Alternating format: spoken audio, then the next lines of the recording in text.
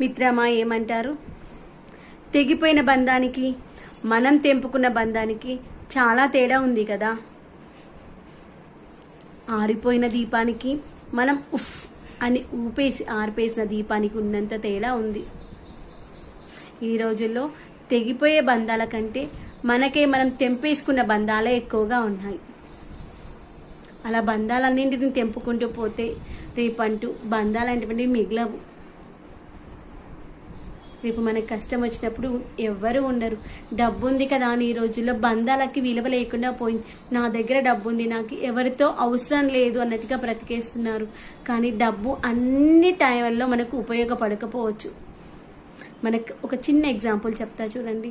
మన దగ్గర డబ్బులు ఉన్నాయి అకౌంట్లో, కానీ ఇప్పుడు మనకి ఆకలిస్తుంది. మనకు గూగుల్ పే చేయడం రాదు, ఫోన్పే చేయడం రాదు, ఆన్లైన్లో ఆర్డర్ చేయడం రాదు, కానీ ఆకలిస్తుంది. అప్పుడు పరిస్థితి ఏంటి?